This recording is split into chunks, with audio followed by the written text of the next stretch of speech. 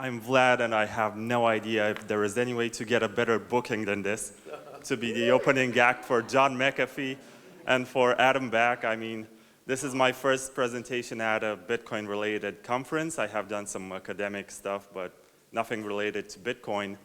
I'm a bit nervous, and I have decided for this presentation to focus on something which zooms out on what we usually focus on, and think about the people around us, like the cameraman who was watching us talk about Bitcoin for 3 days in a row. And I was thinking yesterday, what is on his mind? Like, what are these people doing just talking about Bitcoin? Are they fanatics? Are they like a cult? Are they trying to overthrow the system to their crazy ideas? And I was thinking, how can you explain Bitcoin to somebody in terms of value proposition? Okay, let me figure out how this works. Do I have a laser pointer? Yes. Okay, very good. So how do I explain this in terms of value proposition so that anyone can understand and see why would anyone step on stage and speak about Bitcoin in Romania? And for this, I appealed to the history that I know in terms of finances and in terms of inflation and confiscation that happened in Romania. And in order to make a stronger case, I appealed to my family members. And for 3 generations, my family has been subjected to confiscation of wealth, and then inflation, hyperinflation, and lots of abuses from the government that should not happen in a system which has sound money. I think this is ultimately the value proposition that Bitcoin has, and for this we can say that Bitcoin fixes this, because otherwise we just look like lunatics and nerds to outsiders who might be watching on live stream. So, first slide. Okay. I focused on Bitcoin's value proposition, and to regular people it's about store of value. But personally, I think that this whole narrative of store of value is not very true, in the sense that gold is a better store of value. Bitcoin is more effective and more efficient in terms of transferring value and storing it without a physical quality that can be confiscated, and this leads to the unconfiscatable and uncensorable qualities of Bitcoin, because really when you store gold in your house, like it was the case of that Chinese business person, you're exposed to a lot of risks, and you turn yourself into a honeypot for attackers who will find out that you have a lot of stuff stored in your house, and it might be a safe, but they can crack it. It might be a third party, but they can find their way into it. So whatever is physical can be stolen by malevolent actors, can be inflated by the government if it's in the form of money or other products that the government can produce, and can be taxed by your government. So Bitcoin is effective in this regard just because it has these qualities. And I'll get to the next slide. Why would anyone care about uncensorable and unconfiscatable sound money? Because central banking isn't always efficient at balancing supply and demand.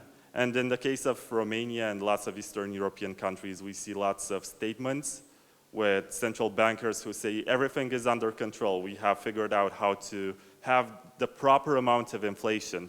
Not too little, not too much, just enough to stimulate the market, to help banks give credits, and all sorts of stuff. What we have seen in 2008 and 2009, that all these predictions and all these plans basically crashed and burned, and we all suffered, and at the end of the day we ended up having debts, individual I mean, because we bailed out the banks, and it will be us who pays for all of this experimental fiat money mumbo jumbo. I don't know how I should call it. It's all uncertain, and nobody has any idea what they're doing, even though they pretend that they are in such a high position and they're governors of the central bank.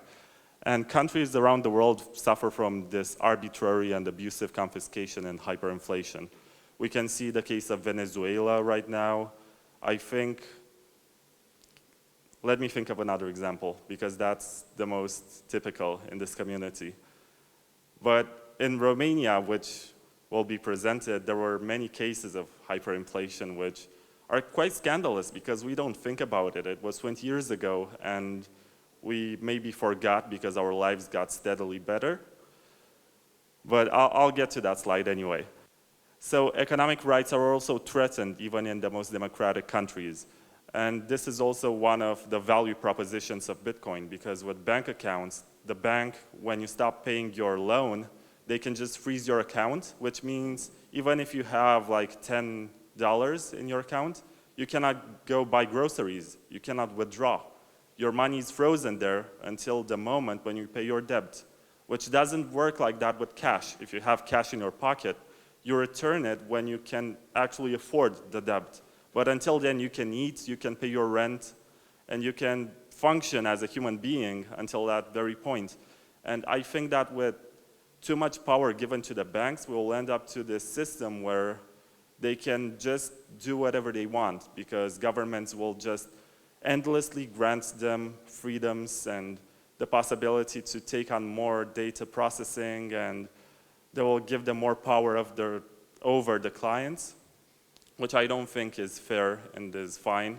The checks and balances are gone, and sometimes the bankers are the ones who finance the politicians' campaigns, so they end up just like we have in Romania right now, with a candidate who pretends to be reformist and everything, who says that every spending that is more expensive than 2,000 lei, which means $450, should not be made in cash.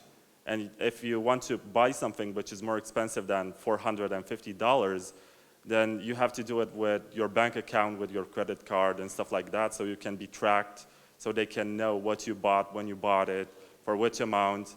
They know how much money you have. I don't think that's fair. I don't think that's fine. And that comes not from the neo-communists who used to rule our country and used to be in government until 2 days ago. This comes from the new party, which pretends to bring new ideas.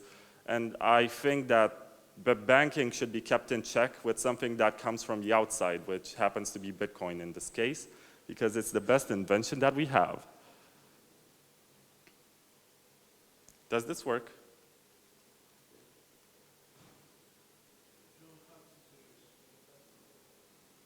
I pressed too many times. Okay, so the case of Romania, because this is from where I started. They say that the formation of Romania took place in 1862, when they basically acknowledged the union between Wallachia and Moldavia, the two historic regions. And I think this is boring for most people, and I will try to get over it and get to the most interesting part very fast.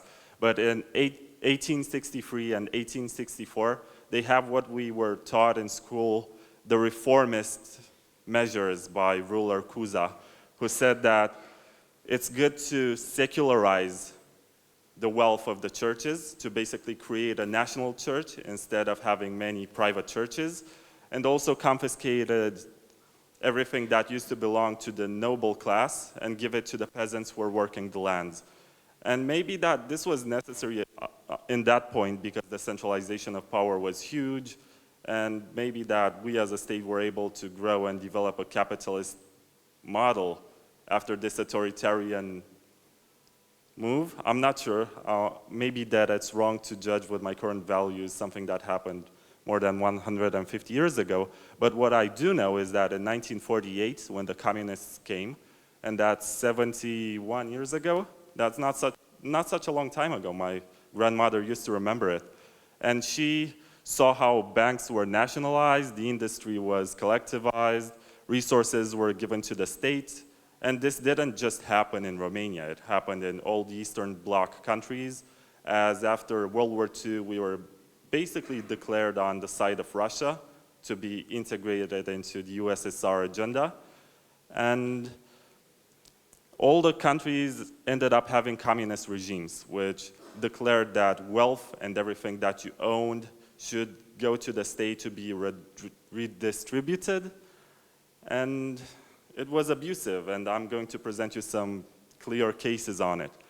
And also around the time, there was the collectivization, which meant that peasants, which made up about 70–80% of the population, were pushed and were forced with deportation, with lots of abusive physical basically abusive measures to give away everything that they have, from the lands which they received in 1864, and all the way to the animals that they had in their yards, to the wealth they had and everything else. And inflation in Romania is kind of a funny topic, because nowadays you hear the governor of the central bank say, we have the inflation in check and it's not very bad and there's nothing that can go wrong. But in 1991, it was 170%, and the peak of it was in 1993, which is 1 year after I was born, to 56.1%, which is scandalous. And I'm going to present to you a case where basically the amount of money that could buy a car ended up buying a couch.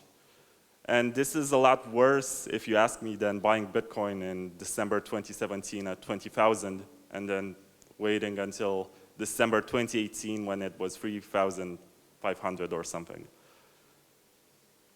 So you can see the inflation rate, and nowadays I think it's around 4%, but it's still not enough to incentivize you to save.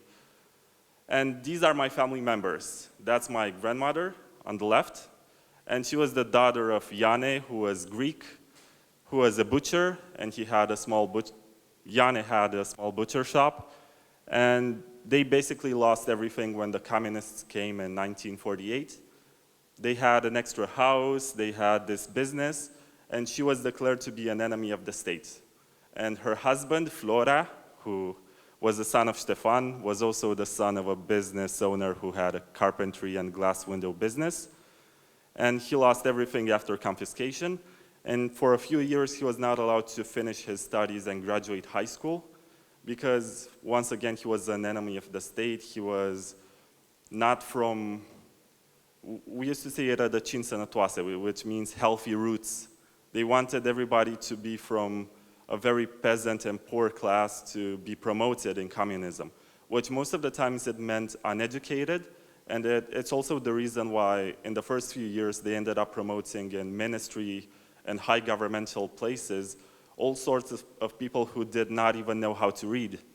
And they were just given orders and told what to do, and they would just execute. And around the time in the 1940s, 1950s, it was also when the elites, I mean the intellectuals of Romania, had to either flee the country or go to the kind of forced labor camps that we had. And the salt mine that you saw today was the result of decades of political prisoners who were pushed to work. I'm not sure if you know that, but also this and the one from Slănic Prahova are the results of forced labor during the communist era.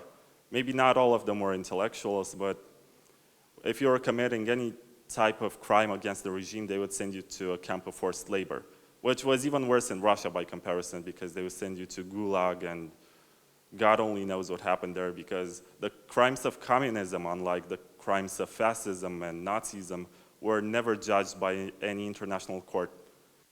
So we carry that burden, and we seem to forget too easily that it was only 70 years ago that this happened.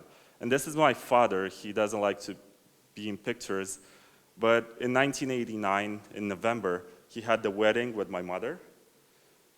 And you know that weddings are basically fundraisers where young couples receive amounts of money to start a new life, maybe buy a house, move into a place of their own. And they wanted to buy a car, which was a Dacia, which is a very bad car, but it was the only one that they could get at the time. And even if they had the money, they could not buy it, because the system made you deposit the money and then be on a waiting list.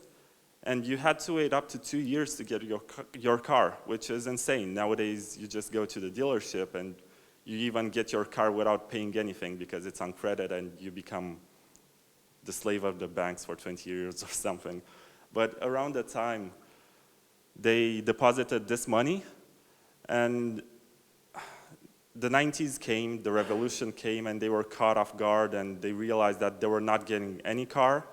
So they tried to get their money back, and by the time they got their money back, the inflation has pretty much destroyed the value of that money, so that they bought the couch on which I slept as a child with the money that they raised during the wedding to buy a car, which is really sad if you think about it. And this is just a personal example, so you empathize a little bit, because I suppose there are millions of people who are a lot worse off. And the 90s were very harsh in Romania, and I guess lots of countries in the Eastern Bloc, because I remember we used to live in an apartment which had 3 rooms, 2 dormitories and 1 living room. But during winter, the central heating, which was affecting all the neighborhoods in the city, was so bad that we had to sleep the entire family of 4 in 1 room so we could heat it properly and not feel cold.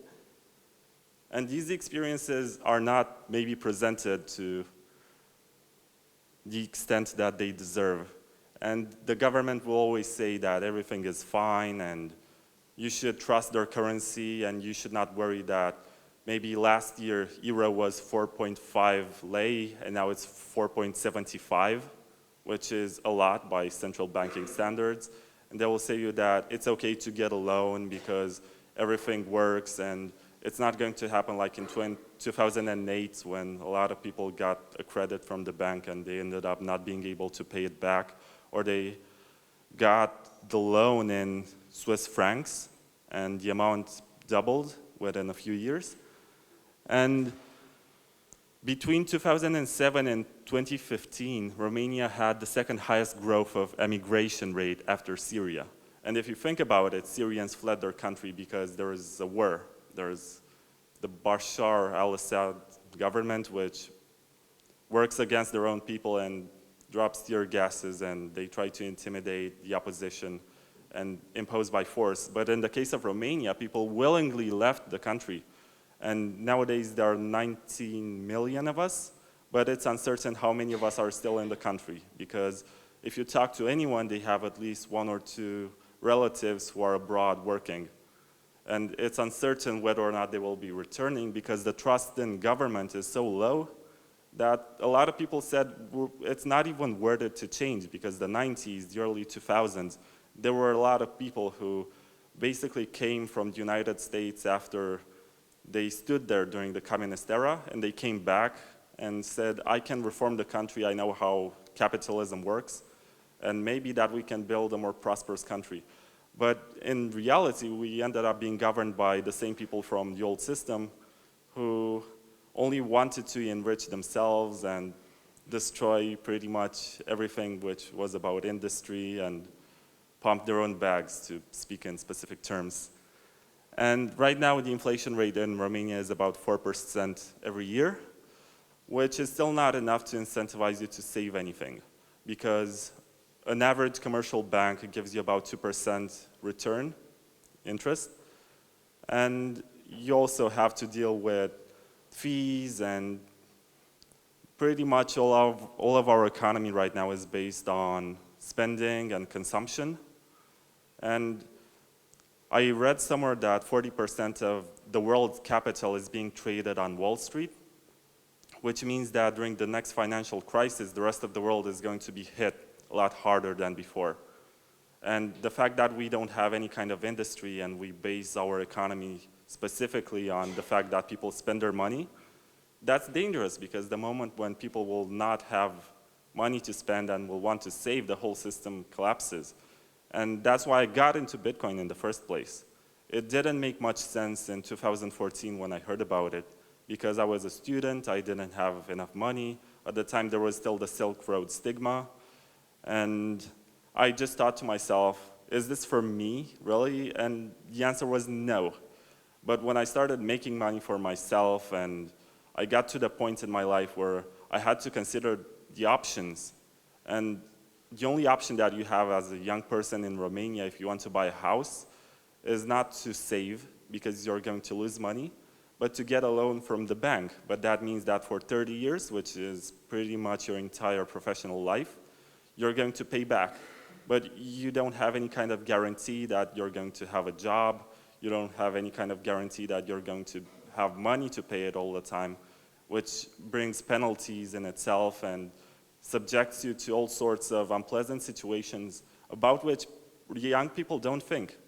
We are all reckless. We think that if we got a well-paying job, then we're going to hold on to it for the rest of our lives and we're going to work it out. But the world economy doesn't really care about our expectations and our wishes. And we also have an increasing debt per capita. And every citizen on average has to pay about $4,000 to the government to become solvent pretty much. But the average monthly salary, no, the minimum wage right now is $400 a month, which really isn't much. And I didn't put the graph in this because I did the presentation last night, but the debt per capita is increasing, and I think since 2010 it has tripled, and there's no trend which shows that it's going down at any point in the future. So if you're Romanian and have been subjected to all of these experiences, then it makes some sense to invest. This is not financial advice, by the way, but to own some Bitcoin and hold it just in case, just if the financial system doesn't serve your interests anymore. And yeah, Romania is not even the only case, because all the countries under the political influence of the USSR have had to deal with this, but Romania is one of the worst because we have had incompetent and corrupt politicians. I looked up Poland, for example, and they were able by 1995 to stabilize inflation and not have any of the crazy dynamics of the market that we had in the 90s in Romania. And Poland right now is a champion of European industry, and they have lots of small businesses and lots of big European corporations which produce in Poland, which Romania doesn't really have. We don't sustain our economy with anything. And I also looked up Bulgaria, which often is the example with which Romania gets compared, because they are our neighbors, and sometimes we like to make fun of them because they're poorer and they have fewer resources and they do worse in metrics. But actually they have a better record with inflation than we have, which should make us all think. It's a smaller country, sure, it's easier to govern, but they have done a better job at economics than we have. And incompetence and corruption are common all across the region. It's just inescapable. You see new people coming all the time making promises about making politics better. I myself used to be involved in politics. I graduated from a university with a degree in political science, and I tried to run as an independent for the mayor of my hometown, got 6.5%, which was disappointing for me, but people encouraged me and said, no, you should do this like for 20 years, every election cycle to run, and then people will vote you in office. But in the meantime, I realized that it doesn't matter who you elect into office, because there is a bureaucratic apparatus that is always there and will always stand in your way no matter what. Will always have its own agenda. Sometimes there are people who have been corruptively and abusively hired there to represent somebody else's interest. And in here, at least, we have a test when you get the job. We say that if you pass that test, then you're competent and nobody can fire you unless you have some kind of very strong violation of the rules. And most of these people have been hired with a test that has been arranged because they received the answers before. It happens in this country. And they end up basically retiring on that position and representing the same interest. So even if you step into the system and you try to change it from within, you're not going to go very far, because you find these people who have all the interest because they received a lot of money and their jobs depend on it, to stop you and throw mud at you and destroy you and tarnish your reputation, which is how politics works. But now we have Bitcoin as an external form of money, which is non-governmental, is not controlled by or manipulated by any corrupt government. It is manipulated in terms of price action. I can agree with that. There are whales which maybe do pumps and dumps, but that only happens with new inventions in financial markets which have very low liquidity. And as more liquidity gets into the game, it's not going to matter as much if somebody with $10 million decides to suddenly buy. There's not going to be a spike. It's going to be much more stable. We're not going to see as many gains. And that store of value function is going to be so much better than it currently is. And right now, I don't own a lot of Bitcoin because I got in too late, but I see it as a way of hedging against this system, which I dislike. It's my way of protesting against the government without actually being in front of the government palace every day and holding a banner, because I have done that for a while and it doesn't work. They don't care. They find ways to divert you. They find ways to make you doubt your cause. And Bitcoin fixes this. So thank you.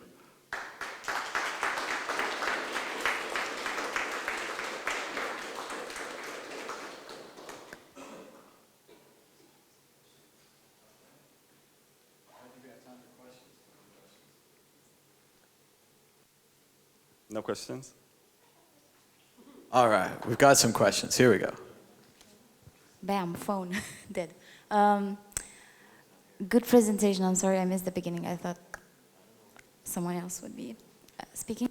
What I want to tell you is, in Romania, we don't really have financial education. People don't understand, for example, what investing in a company is all about, owning shares, fractionalizing that. They don't have the knowledge. And I personally trained 6,000 freelancers, taking people from being a slave in a corporation to being financially independent and working with clients and building their own reputation. And even there, I found a lot of resistance towards the idea of Bitcoin. Like, I could count on my two hands the people that I managed to convince to accept Bitcoin as a payment for their freelancing services. But that was a couple of years ago, and I think if we can get people in Romania to understand the intrinsic value of Bitcoin, then we could actually, we could jumpstart, instead of going through financial education as in shares in companies, going through financial education as in, working with crypto assets and forward. And what's your experience on that? I don't trust national education anymore. I can agree that to some extent it can be great, and it has done a great job with me, but I turned against it. But I don't think the purpose of national education is to teach you to think. It's just to put some facts in your head, and you're going to point them out whenever somebody tries to debate with you. And that's pretty much it. It's useful to get a job. I can agree with that. But other than that, you're supposed to do some sort of personal research. And I don't think any kind of government teaches you how to overthrow it. Really, it doesn't give you that kind of education. Only if you don't agree with it, you're going to acquire that type of knowledge. And I can appreciate the fact that at least I live in a society where I can protest and where I can express my opinion, and I don't have any kind of physically oppressive force aligned right here to take me. So the fact that we are able to consider an alternative to government money, and the fact that we can debate on it, is really impressive. And I appreciate it, but we can do it better than this. And in regards to freelancers not accepting Bitcoin, well, yeah, it might be due to the volatility and the fact that they might need to spend it. If you explain to them that they can dump the coins on one exchange whenever they receive them, then it can work. But I guess human nature makes us just speculate. And when we get paid in Bitcoins for something, or we get a tip in Bitcoin, we're going to say, oh, I need to buy this for myself, or I need to pay my rent, but what if I wait until tomorrow? Maybe by tomorrow I'll be richer. And if I'm not richer by tomorrow and I lose value, then how about I wait another day? This happens. Hi, Vlad here on the right, left, right, somewhere. Thank you for the presentation. I actually agreed on Roxana's point as well, but I wanted to ask the same question, but then I realized what actually happened in India. The only way you can really engage the youth is by aggressively creating communities and meetups. That's the only way to make it work. It has to be free. It has to be every week. It has to be every single week for like 1, 2, 3 years. Yes, so you know that. And in India today we have 1.3 billion people, and Bitcoin is officially banned. You cannot use your bank instruments or any kind of payments to buy Bitcoin. But if you see, the crypto awareness in India is extremely high. It's insane. Like, everybody knows what's going on. But on the same line, are there something like those happening, like what she did? Or are there any communities run by students? If not, I think that's the best option? I agree that meetups can be great, but I have come to the conclusion personally that if people need Bitcoin in their lives, they're going to find it. There are so many educational resources up to this point that anyone can find a podcast or a book or anything else to educate themselves and understand it. If we try to evangelize and promote it to people who are otherwise closed-minded and they will not listen at all, then that's a waste of energy. And it also makes us be insufferable and makes us look like some kind of smug who tells them, oh, the central banking doesn't work, so you should dump your fiat. I used to do that. I realized that people don't like me, and I just allow them. They know what I do. My friends know what I do, and if any one of them wants to invest into Bitcoin, they come to me, and I usually tell them just get some, don't buy much more than you can afford. Don't get a loan to buy Bitcoins thinking that you're going to speculate and get rich. I know that Mr. Hodl did that, but it's a huge risk, and I'm not going to advise anyone to do it. And just wait 10 to 5 years. Forget about it.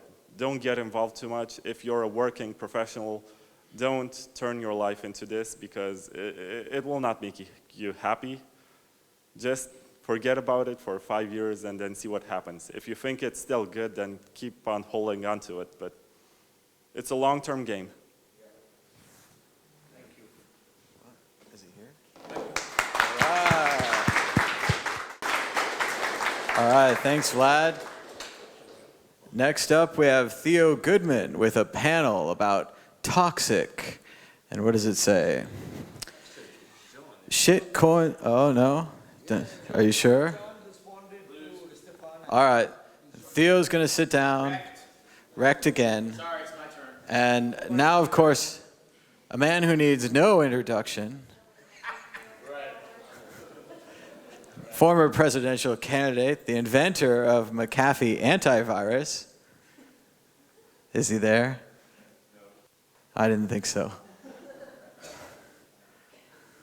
A man who made a very big bet on Bitcoin, big supporter of cryptocurrencies, wants to end the drug war, Libertarian Party candidate, worked for Xerox and NASA, helped design the graphical user interface, traveled the 7 seas, hunted Moby Dick, fought Captain Ahab, killed Polonius. Nope. Oh, it's just me again. I don't know. We're out of things to say. I read the whole Wikipedia entry. Like all of it.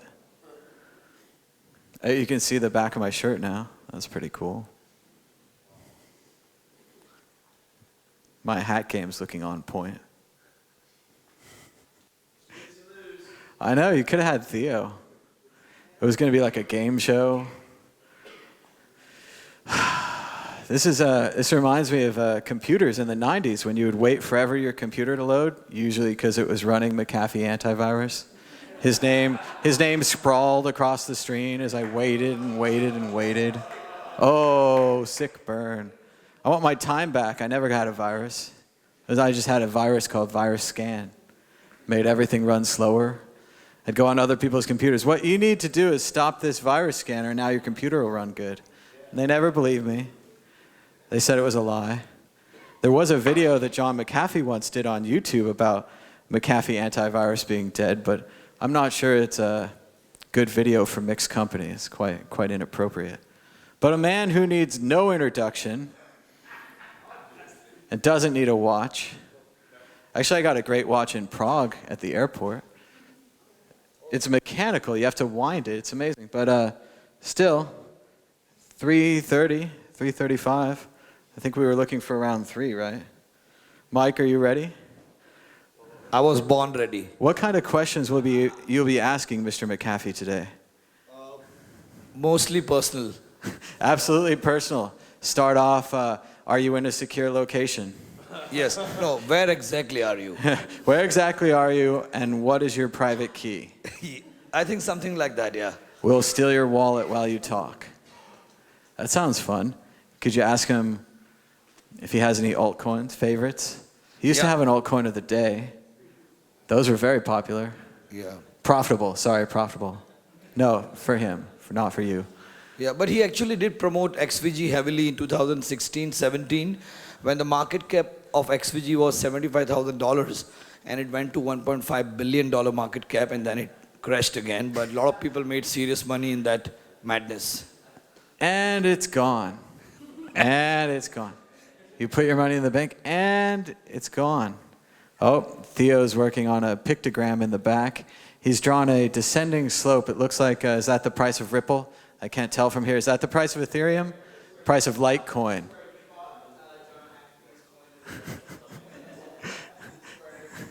He sold. Could we bring up the Isaac Newton chart? There's this great chart of the South Seas stock bubble. It was the first stock bubble they ever had. It was called the South Seas stock bubble. And the chart goes like this. Isaac Newton buys in. It goes up. Isaac Newton sells at a nice profit. He's feeling good. It goes up more. All of Isaac Newton's friends are rich. Shit. It goes up more. Isaac Newton re-enters with all of his money. Then they have this thing where it flips over the top. Here he is. A man who needs no introduction, John McAfee. Thank you, sir. Hi, John. How are you today? Hi, John. Can you see me? This is Mike. We are waiting for you. The audience is pretty excited to ask you some fantastic questions and learn from you. But are we audible? Can you hear us? John, can you hear us?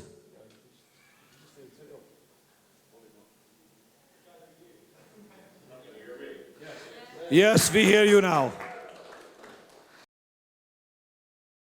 Thank you, John. How are you? I am good, thank you very much. It's a nice Sunday morning here. And where is here? I'm sorry? Where is here? Ms. Janice, come here, please. Oh, I can't tell you where she is. There are some people who are very keen to know where you are and they wanted to maybe meet you for a drink and take the Mixology 2.0 to the next level with you at some point. I'm sorry, can you repeat that? Yes. John, so there are many excited young people in Cluj, Napoca, in Romania right now who are all excited. I'm going to put my earphones on so I can hear you better. Hi. Hear me now? Yes, we can hear you loud and clear. Now I can hear you. Fantastic. That's a great start. So there are many young, excited crypto community students, people from Europe in Cluj right now who are all excited to know where are you, how are you safe, are you fine, are you going to be with us for the next few years and keep driving the crypto movement with us? Well, I'm perfectly safe. I'm here.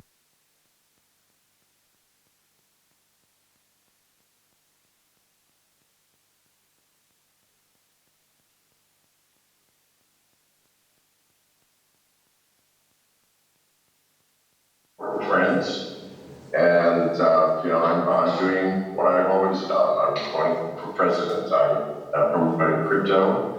I'm trying to wake the world up to the looming nightmare that's coming if we don't do the right thing with crypto, which is take it for ourselves instead of the governments and regulators of the world taking it for themselves. Thank you, John. John, one quick question. Where are we with regards to the financial situation compared to 2008? And what are your views on the same? And what do you think about it? Well, let's talk about the financial situation. Let's start with the fact that we are controlled by government fiat currencies. I mean, if you're living in America or England or Europe, without the euro or the British pound or the US dollar, you can't buy food, pay your rent. You can't send your children to school. You can't get medical care. You cannot live without the currency that is established and controlled by your governments. And those governments can do whatever they choose. They can increase the supply, decrease the supply, inflate the money. They can monitor how you spend it through the world banks, where you get your money, where it's going to. So you are controlled. Without financial freedom, you are controlled by the fiat currency of the government and the nation within which you live. Cryptocurrency, and not just Bitcoin, but cryptocurrency, and I'd rather talk about cryptocurrency as a whole, offers us for the first time control of our own finances through our own currencies that we get to choose. You know, you don't like Bitcoin, use Ethereum. You don't like Ethereum, use a privacy coin like Monero. You get to choose. What's happening is governments are trying to co-opt cryptocurrency for themselves so that they no longer have just a fiat currency, but they have a currency with utter and complete control, monitoring your every financial move, where you buy your shoes and how much you pay, because that's what they get with their own cryptocurrencies. We have to fight that. And fighting it doesn't mean taking arms against a government's cryptocurrency. It simply means don't use it. You have options. You know, you've got hundreds of options that make your currency your own. We need to understand we are right now on the cusp of a radical change in the world. And if we do not do the right thing as people, as users, we will end up as utter and complete slaves to the economy and the financial situation that will be created by world governments. Thank you, John. Thank you for insight. And with regards to Bitcoin, not just the price, but after the 10 years, what do you think the next 10 years look like? What happens with the top 10, top 20, top 30 dominating altcoins? There is a lot of chatter by Bitcoin maximalists that a lot of altcoins are not going to survive. And we have this chatter for so many years, but I don't know if it's true. Well, I think first and foremost, Bitcoin maximalists need to move out of their mother's basement and see who I mean, Bitcoin is nothing wrong with Bitcoin, and I think it will always be with us as a store of wealth. But you have to face facts, people.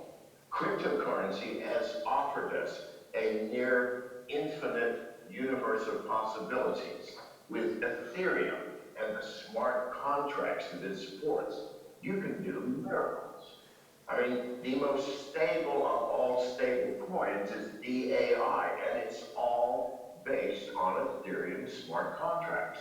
You have privacy coins. Now, many of you may not realize that if you transfer a fraction of a Bitcoin to someone else, that person has your wallet address and can forever look into your wallet using an Ether and other facilities to see how much you have, what comes in, what goes out, and to whom.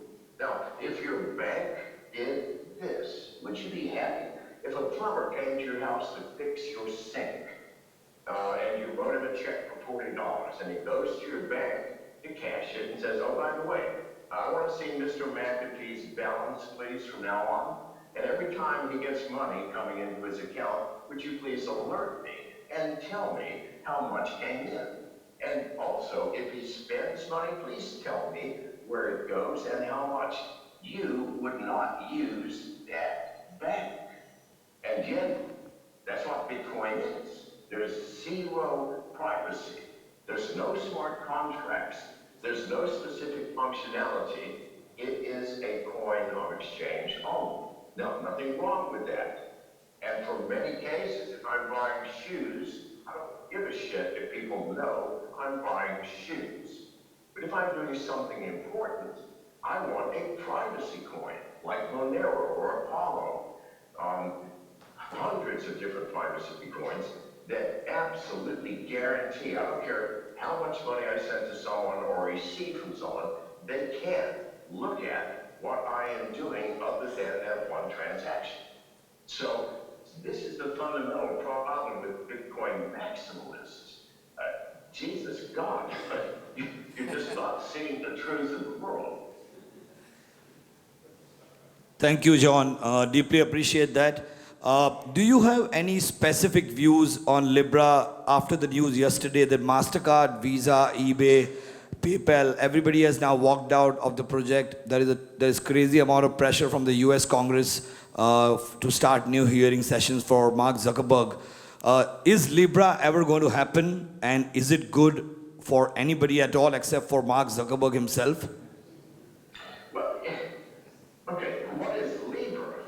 Libra is nothing more than a way for Facebook to find out everything about your financial transactions.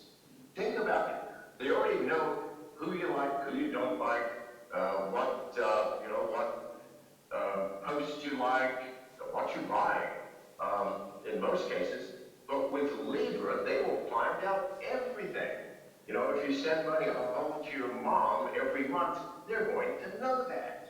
Do you understand the horror of Libra? Now, it's only a horror if you choose to use it. Well, you have choices. You know, do you want to take a hammer and a nail and build a door frame, or do you want to drive that nail through your foot? You have a choice. You know, if you choose to drive it through your foot, then that's your fucking business. Makes sense. Thank you, John. What are your current views on you actually mentioned DAI, which is very exciting because there is a huge movement around the whole MakerDAO, DAI, and many other cryptocurrencies which are completely decentralized and building the entire open finance economy. The recent one we actually studied was a company called Synthetics. You're breaking up. Can you repeat the question, please? Yes, you mentioned DAI.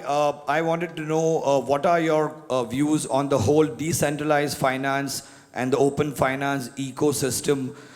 Again, there is the two sides of a story. A lot of people believe completely in it and they are already harnessing benefits from the same, and there are complete non-believers of the whole decentralized and open finance ecosystem. Well, here's the thing. I believe that finance, personal finance, is a personal issue. Has nothing to do with anybody else. How much you make and what you choose to do with the fruits of your labor is entirely up to you. End of story. So if you want to escape the current situation, which is you've got US dollars and British pounds, you have to have a bank account to do wire transfers, write checks, you are controlled, you are monitored. They can prevent you from doing things. It's basically spying on every citizen's financial situation. Well, that's nobody's business but yours. So the only way to escape government and regulatory control is through decentralization. I just came out with the McAfee DEX. It's the first real distributed and decentralized DEX. Decentralized to the point that we can't even control what you want to list on our exchange.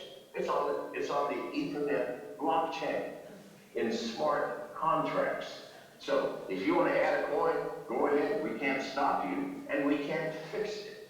If you want to do a trade, we don't know anything about it. That's your business.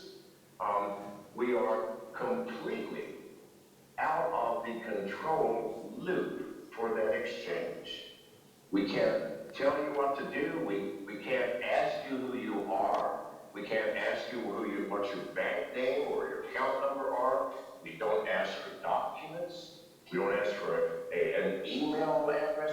Nothing, because that wouldn't do us any good. It's just a portal onto the blockchain, the very first one. And this is where we all have to be moving. So once it is built and once it goes live, you no longer control it. This is what decentralization means.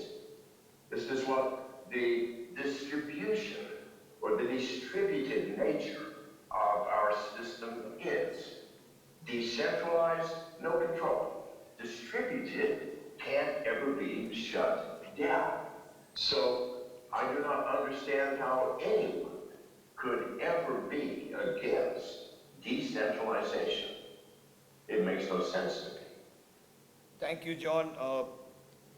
Thank you, John. I have a lot of questions for Twitter, but I think we can only ask one from the Twitter audience. And second is just extension of your answer about McAfee DEX. Is it already open for people to use, or there is still time for that? Yeah, again, there's a big echo here for some strange technological reason. Can you repeat the question? Sure. It's the extension of what you said about McAfee DEX. Can people already use it, or is there a date set up for the same? Can you use it? I'm sorry. Can everybody already use the McAfee DEX? Is it already operational, or is there a launch date set for the same? Yeah, well, first of all, it's open to everyone. I don't care where you live. I don't care if you're on the moon and you happen to have an internet connection. You can use Exchange. Again, there are no limits. There are no rules. It is simply open to all, without any limitations whatsoever. And this is the whole nature of decentralization. It should be open to all. If in fact you believe that your finances are your concern and no one else's, then McAfee DEX is where you want to exchange. Currently, we only support Ethernet and ERC20 tokens, but it's because it's our beta release. Our next release, the production release, will include Binance, EOS, Neo, and a wide variety of other chains. So, we're working very hard to make this an extremely usable exchange. Thank you, John. With regards to a lot of people from Twitter want to know, and we have two questions. They're all related to Bitcoin.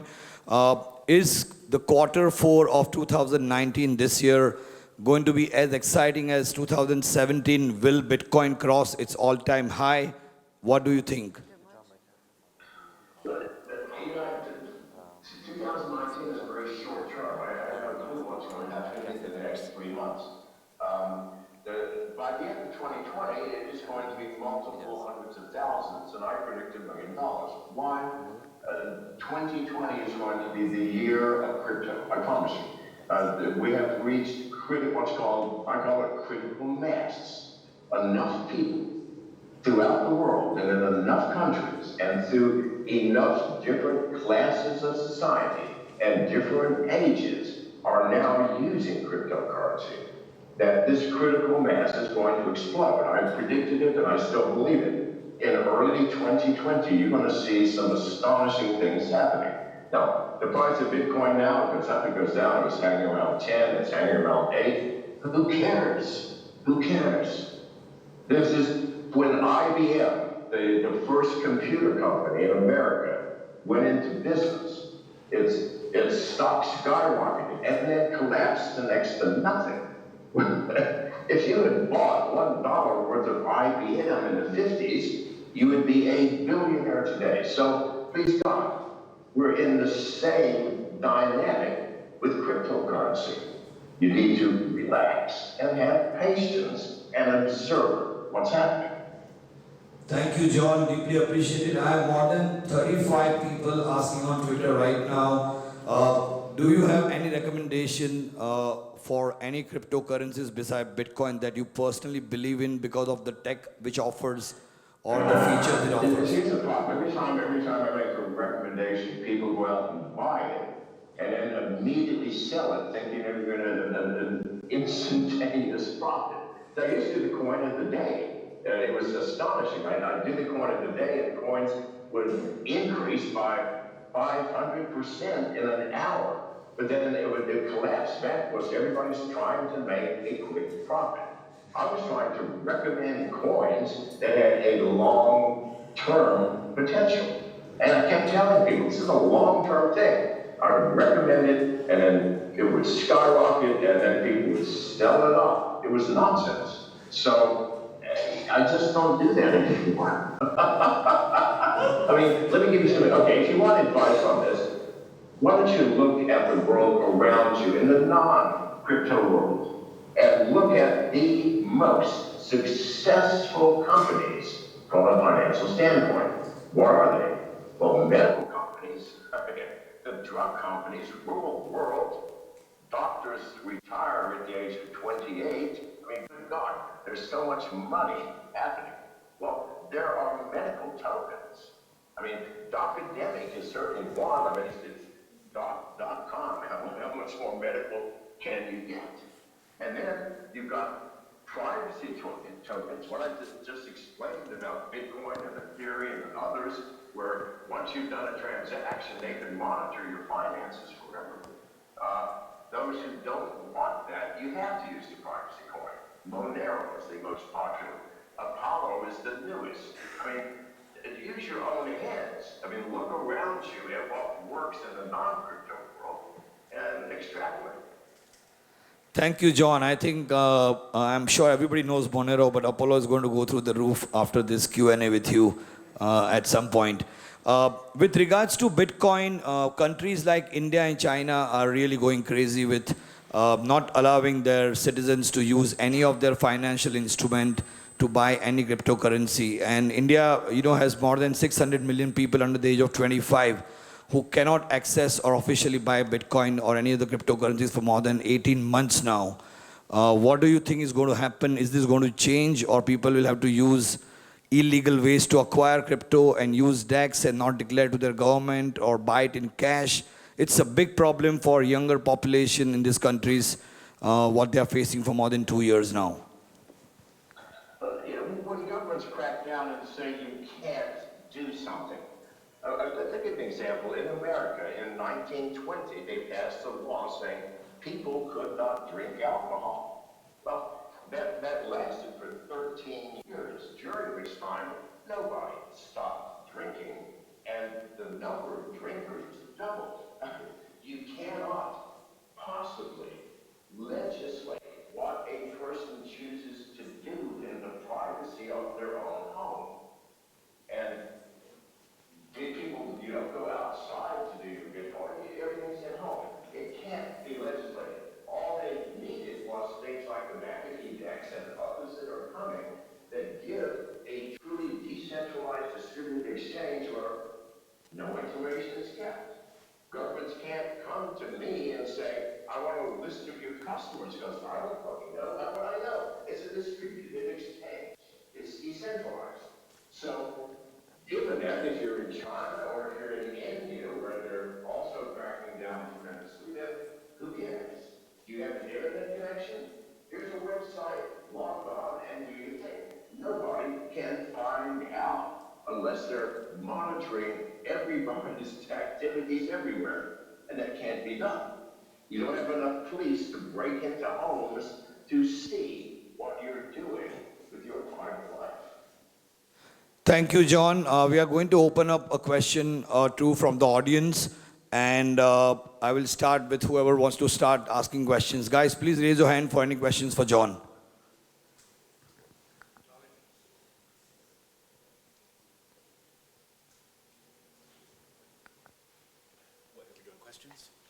What's your favorite kind of gun? That's Theo Goodman. He's as crazy as one can be, but that's a very intelligent question. Did I hear that right? What's my favorite gun? Yes, sir. Well, for what? I mean, if someone's busting through my bedroom door, I want a sawed-off shotgun next to my bed. I don't have to aim. All I have to do is remember in what general direction the door is. Indeed. If I'm on the run and I'm being chased by an army, I don't want a gun at all. Just get me the hell out of town. If I'm trying to shoot something a mile away, then I need a sniper rifle of some kind. I mean, it depends on tell me the situation. What's under your, If what's, someone's trying to mug me on a dark alley at some night on the street, give me a sidearm. You know, I would prefer a Glock 17. You know, so I can waste 20 or 30 people before anybody can get to me. So it depends. You have a specific situation. okay, thanks. Give us some insight into your daily life. So what's under your pillow? I'm sorry? What's your weapon of choice to have under your pillow? Can you repeat the question, sir, for me? What gun or weapon do you have under your pillow, sir? All right, we have a terrible echo. We have a terrible echo here. You repeat it. Somebody else has it. Yes, I think, John, there is a gentleman by the name of Theo Goodman. He is asking a question, what is the best weapon of choice one should keep under the pillow? He wants some inspiration and learning. Okay, if it's gonna be under the pillow, you can't fit a shotgun there, or an AR-15 or an AK-47. And it's gonna have to be a handgun. You know, it's very dangerous to sleep with a gun. I mean, I sleep with a gun in my hand. You can ask my wife. But I've taught myself over the years not to pull the trigger by accident while I'm sleeping and dreaming. That's a tricky thing. You know, if you sleep with a pistol under the pillow, please God, keep the safety on unless you're highly, highly trained. But it's got to be a pistol, and I would go with a semi-automatic. Glocks are good. Smith & Wesson, semi-auto, 9mm. 9mm is a very good round. At close range, it'll stop anybody coming in. And it's lightweight. But, you know, if you roll around at night and you sleep fitfully, and you sleep with your arm halfway under the pillow, for God's sake, keep the safety on. You'll lose an ear otherwise. Thank you, John. Deeply appreciate that. Our deepest gratitude to you and Mrs. McAfee for making this happen. We have one gentleman who has a quick question, and I think we'll close after that. Can we get him a mic? Just a second, John. Hi, John. I was watching Chernobyl the other day about the nuclear accident in the Ukraine, and it was interesting to me was that it was so bad it sort of was a catalyst for the collapse of the Soviet Union. Do you think that the collapse of fiat currency will do the same in the West for the trust in the nation state? Well, the other thing I heard was Ukraine. I don't know where the echo is coming from. Here, that's it. Hi. I was watching Chernobyl the other day, the TV series about the nuclear accident in Ukraine, and how that was a Hang on a second. Here, listen to this. Can you repeat the question? Sorry. Can you repeat the question? Yeah, sure. I was watching Chernobyl, the TV series, the other day, and how that nuclear accident was a catalyst for the collapse of the Soviet Union and communism. And I was just wondering, do you think that the collapse of fiat government currency is going to have the same effect in the West in people's trust of the nation state? Do you think that the crystal will have the same effect on your... John, I think the gentleman has a unique accent. We'll maybe send you the question by Twitter, but we will close this on two notes. One is expressing deep gratitude to you and Mrs. McAfee for making this happen, and hopefully, when you have time in the next few days, we would love to do a quick Mixology 2.0 session with you. Okay, listen. I'll end this here. Let Janice try and read it. One more time, sir. John, can you? Okay. Yes. Yes, that's great. So we were just on a closing note saying that we would like to express deep gratitude to you and John both for making this happen.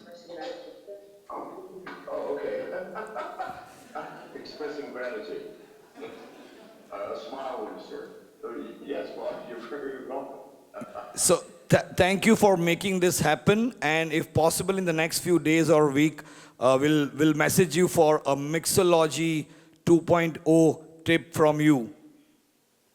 All right. Thank you so much for having me on. I've enjoyed it. Thank you, John. Thank you, Mrs. McAfee.